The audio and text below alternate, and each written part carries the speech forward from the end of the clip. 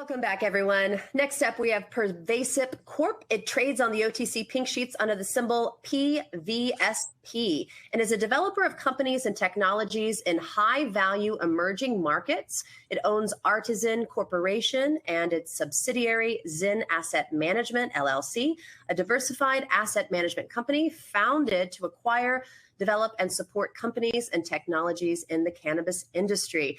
Today, we're happy to welcome its president and CEO, Burtscher, and you have some great updates for us, especially the strategic partnership that you just joined with. So we're really looking forward to hearing all these updates and your presentation. Welcome, German. Thank you, Anna, and welcome everybody out in this virtual world. You're joining me at this presentation out here in Seattle, Washington, in beautiful downtown, right above the Pike's Place Market, where we have our small corporate office. And let's just get started with the perfunctory disclosure statements and safe harbor statements. You can read those in peace for a few minutes. You've heard them a few times today already. Most importantly, none of us can predict the future.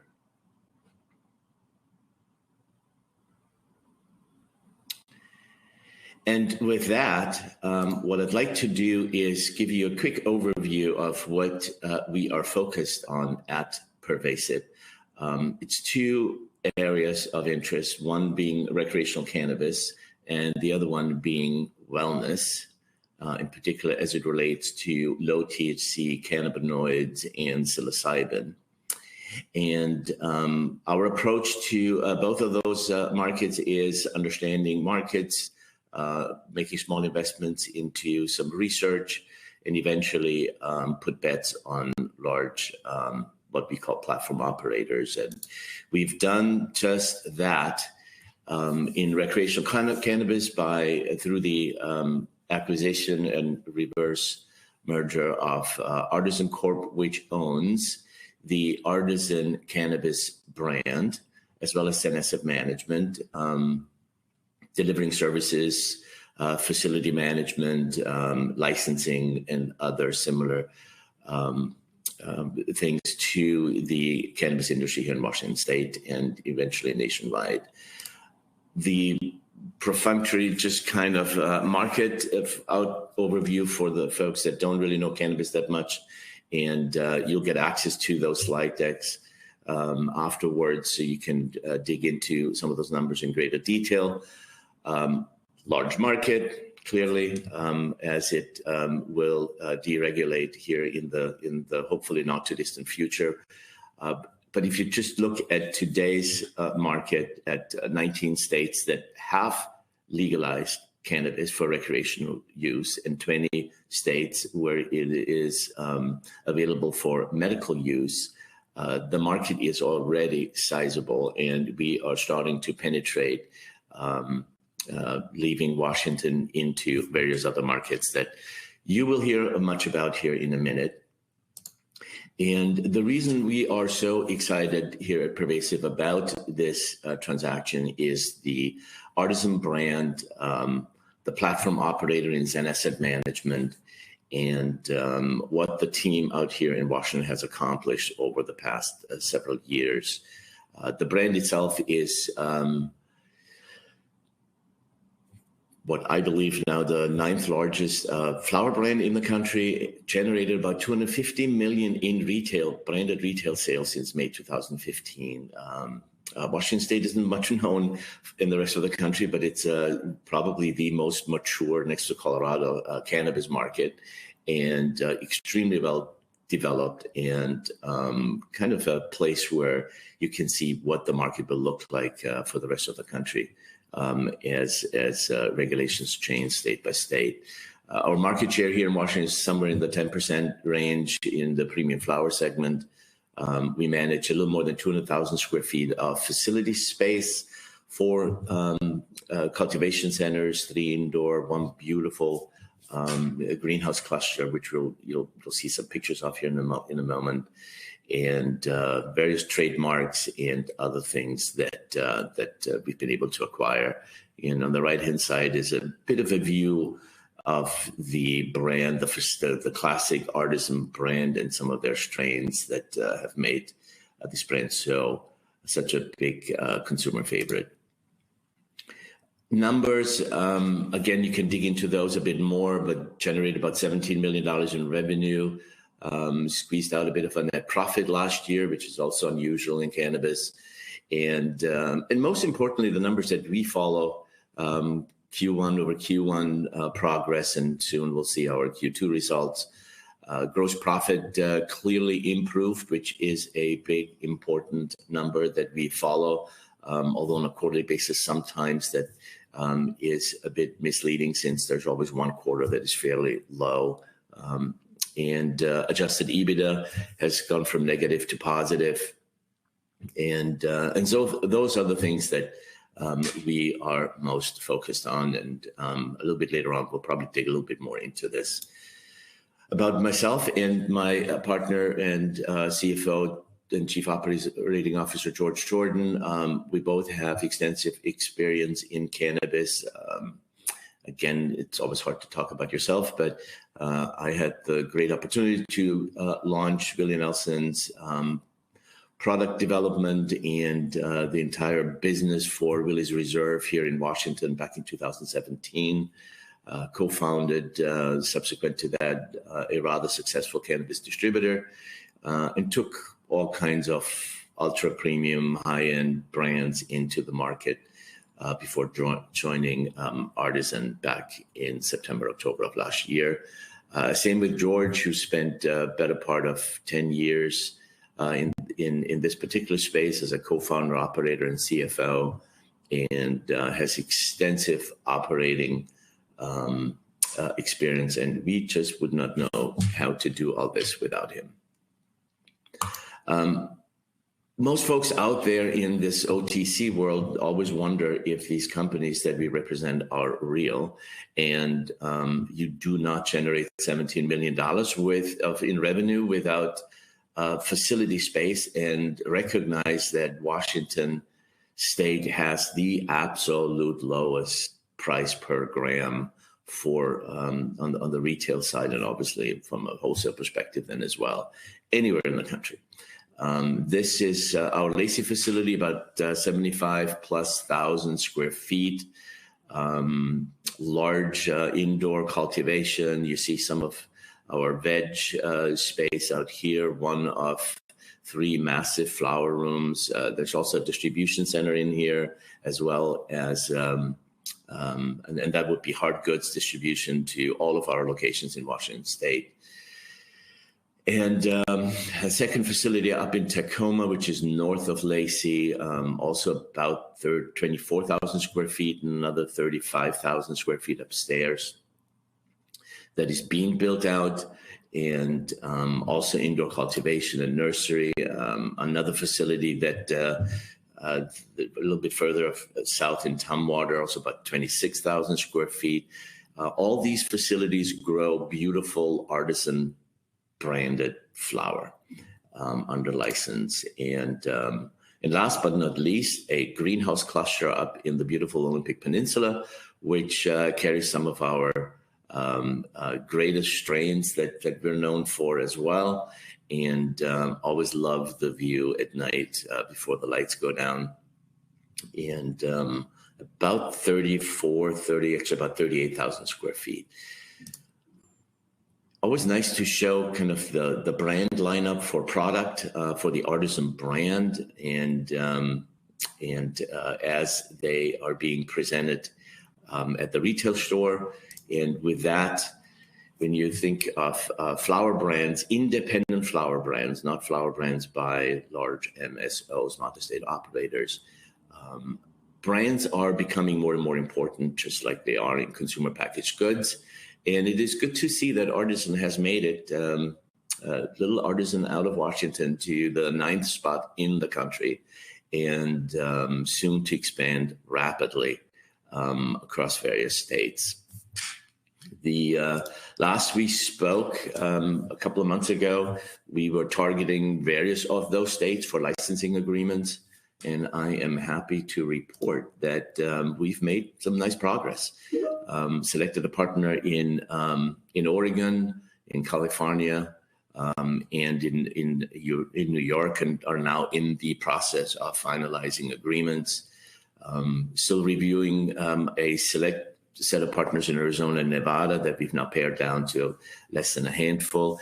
And most importantly, closed a strategic partnership with Freedom Cannabis in Canada. And we will begin to roll out the Artizen brand throughout Canada through a tedious process that sees you get applications for each SKU in each province. And but we're super excited.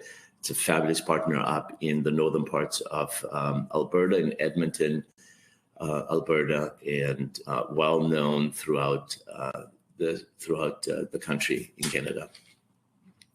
Another important partnership that we've closed since we last spoke is in regards to rolling out a concentrates vertical. So Artizen now expanding from flower into the other 20-30% of the market, and a $12 million a year, minimum $12 million a year opportunity that sees us partner with a beautiful lab that is well known for high quality product, and one of the first products or brands that we're going to roll out, which will be highly market disrupting in the concentrates side.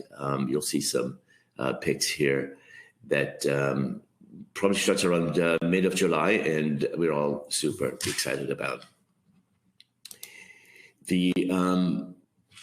In order to do all the things we do, you have to keep these facilities upgraded. You have to add cultivation space and concentrate, sometimes cultivation space in certain areas. So we are raising about $7.5 million today in order to upgrade facilities, allow for more flower to be grown per square foot. When you talk about gross margins, which we just did earlier, the more you grow per square foot, the better your gross margins are. Really simple. You don't even have to add facility space necessarily. That $7.5 million, we've raised about $2.5 million already, plus about $1 million in equipment leasing. We estimate about 1,000 pounds additional yield through all of those efforts, some of which we have already seen. That effort started at least 6 months ago, and it'll support an additional, I would say, 10 million plus revenue a year just from Washington State. That does not include any of the licensing and other revenue streams that we will see coming from expanding into the rest of the country. So that's a bit of a summary, quick summary on cannabis. In the wellness space, we have partnered with KOTL Biotech with access to a lot of research, scientists and others with rights by the Korean FDA, the Korean type of FDA that allows for various research and for us to really understand how we should and with who we should enter the wellness space that's, again, fairly large. The perfunctory market overview for wellness and functional nutrition and foods, and which you can dive in a little bit more. But more importantly, the way we're setting this up right now is on one side, services, Artizen services. We have our team and our partners have tremendous expertise in the CBD and hemp and growing thereof area on how to develop large 1,000 of acres of fields, as well as on the laboratory side, the formulation and extraction and running of labs and greenhouses and things of that nature. And then partnered with KOTL as a minority partner in rolling out a wellness line, which we will talk much more about here in the coming months. One of the first successes that we can report is the fact that we've just, on the Artizen Services side, got accepted by the Korean government to be part of a relatively small group of companies that will assist in the development of the Korean CBD hemp market, creating what we here call an Asian Center of Excellence for hemp. Korea is recognized in Asia as a trusted country for all, not just technology, but development of other services, and in this case, eventually CBD hemp, and then participating in development of what they call a central seed bank. A second success that will be announced probably a couple of weeks from now, unfortunately cannot yet talk about, and but we are, as you can imagine, it'll be wellness related. In summary, the 9th largest cannabis brand, poised to expand into a lot of other markets that we just shared earlier, and also growing Washington State from 17 million to 35. A portion of that growth will come from adding additional flower segments as well. Then the big one, which would be concentrates and eventually edibles. Additional growth, as I just mentioned. The wellness market, we are excited about. We are super careful in how we market. So we know we have the right partners. We know we have an incredible team that I personally am extremely excited about, and much of which we'll share in the future. And delivered quite a bit of progress, and clearly are a grossly undervalued stock in this OTC market. When you just look at current financials, don't even think about where it is we're going to go. And that's it for today. Short and sweet. Happy to answer any questions. Great job. We do have lots of questions for you. So Rob Goodwin wants to know, how can you do business in other states? Do you need to apply for a license in each state? Good question. No, you don't. First up, every state is very different in its cannabis regulation. We typically find a partner, and a partner that is most likely a distributor, depending on the regulatory setup.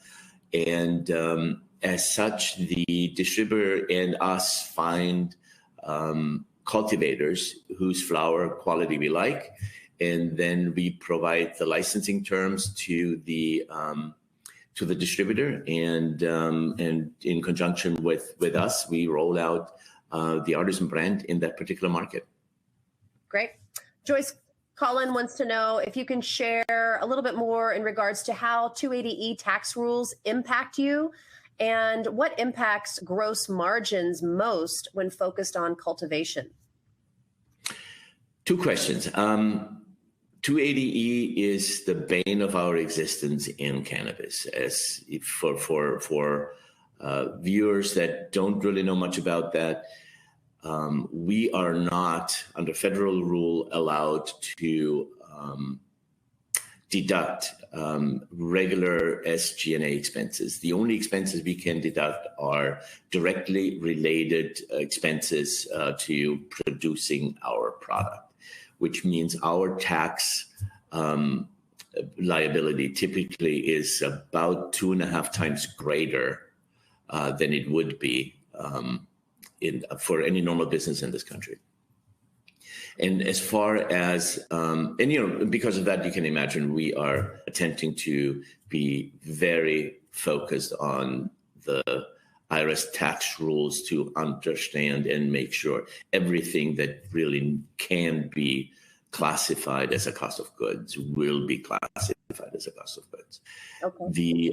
The other side of the gross margin is, and I talked a little bit about that earlier, the more flower you grow per square foot, without any de minimis increase in cost, the greater your gross margin. If you grow $10 worth of flower on a square foot and you have $8 worth of cost, that gives you about a 20% gross margin.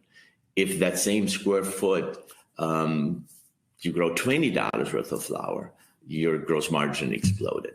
And that's a big part of what my team focused on in our restructuring that started back in September, October, to really increase those yields dramatically. And some of the dollars that we're raising are focused on that. And some of that outcome we already see, more of which will be visible toward the end of the year and going into next year. Great. And Jack Saunders wants to know why your stock is priced so low. What are you doing to improve that? And as a shareholder who have held PVSP stock long before the Artizen RTO. The first answer to the question why, hard to know, really hard to understand, to be honest. The second is conferences like this one. We need to get our name out more. We're typically hesitant in providing updates that are meaningless, but we'll start to communicate with the markets more. We'll try and provide snapshots of what we're up to on a weekly basis, and with some of the projects that you just saw, weekly updates and monthly updates will allow for all of you to just follow our progress more outside of quarterly financials. The other thing that we are in the process of doing is getting our audits finalized, which is taking some time, and because the goal is to upgrade to QB and begin to play in part of the OTC market where we are being recognized as one of the more interesting and more exciting cannabis brands. Okay. Well, speaking of quarterlies, Adam Arnold noticed your last Q that your inventory is up over the previous. Are you ramping up for expected sales growth, expanding the product line? And Harry H wants to know when you're going to release Q2.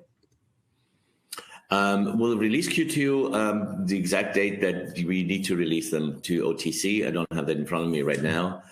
Inventories were up. When you go into the winter months and sales are down, typically you produce into inventory. Coming then into the May, June, July timeframe is where we eat into that inventory like hungry beasts. And it's just this ebb and flow that happens in cannabis.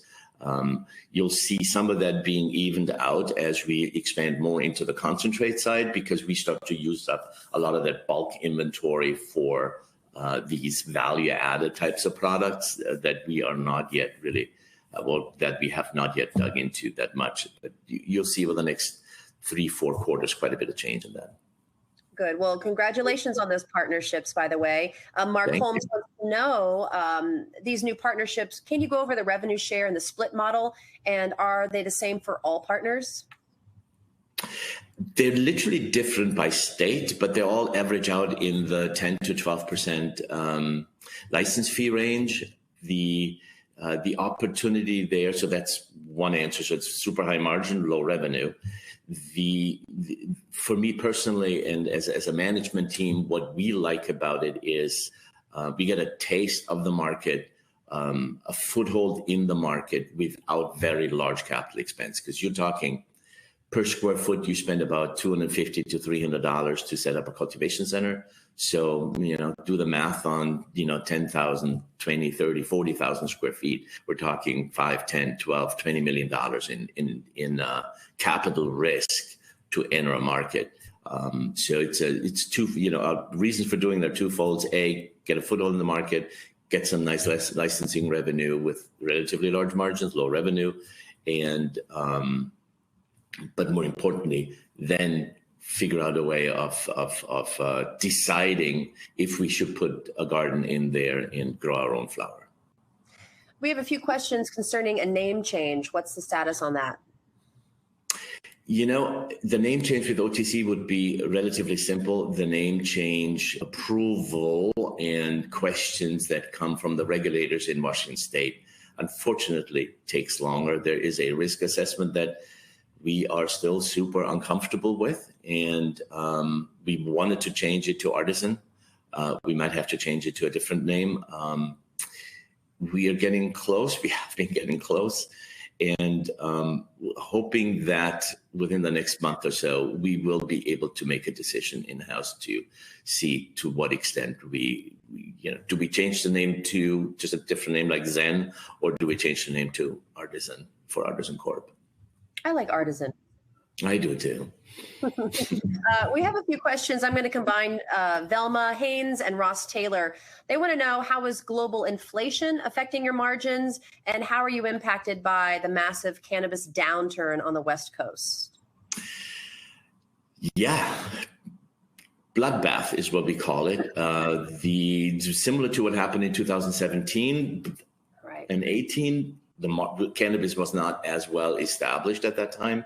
So it was Colorado and Washington that bore the brunt of it. We are extremely, on one side, fortunate because we're a well-known brand. Second, it is an opportunity. You have to be extremely aggressive. We have started to move massive marketing efforts into dealing with retailers, grabbing share away from other brands, and expanding into other verticals, which are zero revenue generating verticals for us today. So we'll expand into that, and hopefully through some capital raises, we'll be actually able to take advantage of the bloodbath. You can buy assets for pennies on the dollar right now. Inflation is not affecting us as much as one would think. Yes, material cost is going up. The bigger issue is lead times, in particular on packaging. Sometimes those can be, have gone from 6, 7, 8 weeks to 4 or 5 months. Those are the supply chain issues are a bigger issue for us than inflation. Okay. Probably our last question due to time, and it's a big question, so I'm going to try to break it up. But Irv Harvey wants to know, when will you see the full positive impact of your restructuring? And with all the new revenue opportunities being developed, when will you see those being reflected in your financials? Q1, Q2 of next year, for sure. You will see Q3 reporting on the concentrate side with additional revenues. And then Q4, typically, which is actually now our Q1, the time between November, December, January, February is always that winter time where sales are relatively low. But you should see even then an improvement in revenue. But the full effect will come into play on the revenue side, will come into play Q1, Q2. Yeah. Irv has a follow-up about, are there opportunities for private lending or investing? Yes, there are. Just get in touch with me. We're raising about $7.5 million, of which we have raised $2.5 million. We're always looking for very specific equity-related investment opportunities and lending opportunities that we're looking for. Great. And quickly, Roderick Cummings wants to know, when's the financial audit going to be completed? We're hoping that it is by August. At this point, there's a lot more work that needed to be done through the acquisition, into diving into a lot of the smaller entities that had been rolled up here in Washington, and we're making great progress. Markham is an incredible audit firm, and internally we're also supported by M&P, which is a fairly large cannabis accounting group within M&P out of Canada. Okay, great. Well, last question real quick. Lyle Boyden wants to know, maybe a yes or no question, will you commit to protecting shareholder value by introducing programs to reduce dilution, shares authorized, and float? That question comes up all the time, and we are always doing as much as we can in that regard. We do not have hundreds of millions of dollars to buy back shares and do the type of things we'd like to do. I've personally looked at with my CFO at what that would look like. We will use some of our equity to raise capital. We would be silly not to, certainly not at this current valuation, but it's not necessarily a yes and no answer. We would love for our own benefit to do that. We're in the same boat as our shareholders are at the end of the day. And so that's our position today. Haven't really seen too many of those opportunities. We did quite a bit in the acquisition process, retired, I think, over 1 billion shares, and did away with a lot of debt in the company, continue to do that. And you'll see some more of those moves being made over the next couple of quarters. All right. Well, thank you for your time. We are out of time today. We have lots more questions for you that we'll send to you directly so you can answer on your own. But please come back with some more exciting updates like you did today. Would love to. Thanks, Anna. Thanks for having us. Thank you so much. Take care. Okay, stay with us, everyone. We're coming right back.